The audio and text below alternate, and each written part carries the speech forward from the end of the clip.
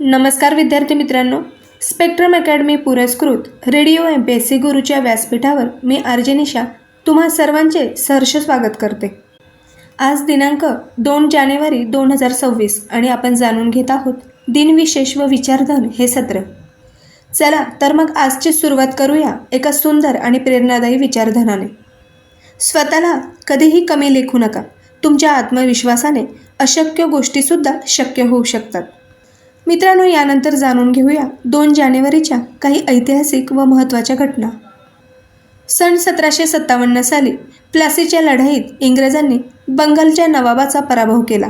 या विजयामुळेच east India company सरकारचा पाया घातला गेला आणि ब्रिटिश ईस्ट इंडिया कंपनीने कोलकाता शहराला काबीज केले. 1881 साली लोकमान्य टिळकांनी पुणे येथे मराठा नियतकालिकं सुरू केली. 1885 साली पुणे येथे फर्ग्युसन महाविद्यालय सुरू झाले. हे एक डेक्कन एज्युकेशन सोसायटीद्वारे संचालित एक ऐतिहासिक व प्रतिष्ठित शैक्षणिक संस्था आहे. टिळक, आगरकर, चिपळूणकर यांनी स्थापन केलेले हे एक महाविद्यालय आहे. कला, विज्ञान आणि व्यावसायिक शिक्षणाद्वारे शाखांमधील दर्जेदार शिक्षणासाठी प्रसिद्ध आहे. हे एक स्वायत्त वारसा लाभलेले आणि उच्च कट ऑफ असलेले उत्कृष्ट केंद्र मानले जाते. यानंतर 1905 साली मांचुरियातील पोर्ट ऑर्थर सिटी येथील लढाईत जपानी सैन्याने रशियाचा पाडाव केला. 1936 मध्य प्रदेश उच्च न्यायालयाची स्थापना झाली. 1942 साली दुसरे महायुद्ध जपानी फौजांनी मनिला, फिलिपाईन्सवर ताबा मिळवला. सन 1945 साली दुसरे महायुद्ध झाले. जर्मनीच्या वायुसेनेच्या लढाऊ विमानांनी फ्रेंच, बेल्जियम आणि हॉलंड यामधील विमानतळांवर हल्ले केले. सन 1951 साली रशियाने ल्युना 1 हे अंतरिक्षयान चंद्राच्या दिशेने प्रस्थापित केले. 1954 साली राष्ट्रपती डॉक्टर राजेंद्र प्रसाद यांनी भारतरत्न पुरस्काराची स्थापना केली.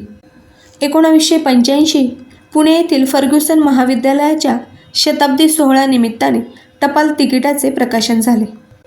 1989 साली मार्क्सवादी विचारसरणीचे पथनाट्यकार, लेखक, दिग्दर्शक, कवी आणि गीतकार सफदर हश्मी यांची नवी दिल्ली येथे पथनाट्य करत असतानाच निर्घृण हत्या झाली.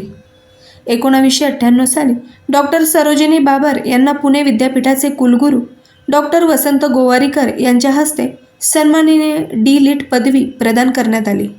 यानंतर 1999 साली अमेरिकेत हिमवादळात मिलवॉकीमध्ये 14 इंच तर शिकागोमध्ये 19 इंच हिम पडला. शिकागोचे तापमान 13 अंश सेल्सिअस इतके कमी झाले. 2000 साली संत ज्ञानेश्वरांची प्रतिमा असलेल्या चलनी नाण्याचे पंतप्रधान अटल बिहारी वाजपेयी यांच्या हस्ते प्रकाशन झाले. त्यानंतर याच साली पनामा सरकारने 85 वर्षाच्या कालखंडानंतर पनामा कालव्याचा पूर्ण ताबा घेतला. मित्रांनो, यानंतर जाणून घेऊया 2 जानेवारी या दिवसाचे जन्मदिन. 1920 साली अमेरिकन जीवरसायनशास्त्रज्ञ आणि विज्ञान कथालेखक आयझॅक ॲसिमॉव यांचा जन्म झाला. 1932 साली अकाली दलाचे अध्यक्ष हरचंद सिंग लोंगोवाल यांचा जन्म झाला. याच साली भारतीय क्रिकेटपटू कीर्ती आझाद यांचा जन्म झाला. कीर्ती आझाद हे बिहारचे माजी मुख्यमंत्री भागवत झा आझाद यांचे पुत्र आहेत. तो आक्रमक उजव्या हाताचा फलंदाज आणि वेगवान ऑफ स्पिनर होता. 1980 ते 81 मध्ये ऑस्ट्रेलिया आणि न्यूझीलंड दौऱ्यासाठी एक आश्चर्यकारक निवड झाली. त्याने वेलिंग्टन येथे कसोटी पदार्पण केले. 1983चा क्रिकेट विश्वचषक जिंकणाऱ्या भारतीय संघाचा तो एक अविभाज्य घटक होता. 1960 साली भारतीय क्रिकेटपटू रमन लांबा यांचा जन्म झाला. मित्रांनो, यानंतर जाणून घेऊया 2 जानेवारीचे काही स्मृतिदिन. 1316 साली दिल्लीचा सुलतान अल्लाउद्दीन खिलजी यांचे निधन झाले. 1935 साली स्वातंत्र्यसैनिक टिळकांच्या विचारसरणीचे मध्य प्रांताचे काँग्रेस नेते वकील मोरेश्वर वासुदेव तथा नरकेसरी अभ्यंकर यांचे निधन झाले. 1943 साली हुतात्मा वीरभाई कोतवाल यांचे निधन झाले. 1944 साली अस्पृश्यता निवारण हे जीवनध्येय मानलेले व्यासंगी समाजसुधारक महर्षी विठ्ठल रामजी शिंदे यांचे निधन झाले. महर्षी विठ्ठल रामजी शिंदे हे महाराष्ट्रातील थोर समाजसुधारक, धर्मसुधारक आणि लेखक होते. त्यांनी 1906मध्ये डिप्रेस क्लासेस मिशन स्थापन करून अस्पृश्यता निवारण, दलित शिक्षण आणि सामायिक समतेसाठी आयुष्यभर कार्य केले. त्यांना कर्मवीर म्हणूनही ओळखले जाते.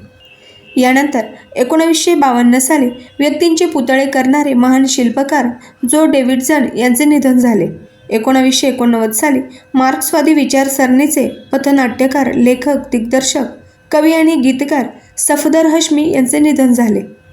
सन 1999 साली भारतीय कम्युनिस्ट पक्षाच्या नेत्या आणि महिला चळवळीतील कार्यकर्ता विमला फारुकी यांचे निधन झाले.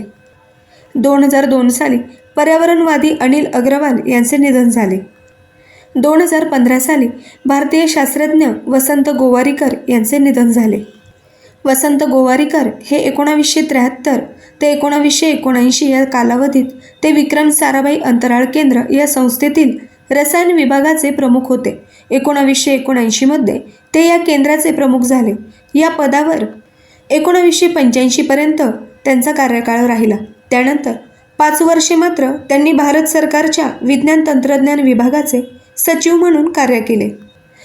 या सर्व ज्येष्ठ आणि महान व्यक्तिमत्वांना स्पेक्ट्रम अकॅडमी पुरस्कृत रेडिओ MPSC गुरूच्या व्यासपीठाकडून विनम्र अभिवादन. मित्रांनो, अशाच प्रकारच्या नवनवीन व उपयुक्त माहितीसाठी ऐकत रहा radio MPSC Guru, spreading the knowledge, powered by spectrum academy. धन्यवाद.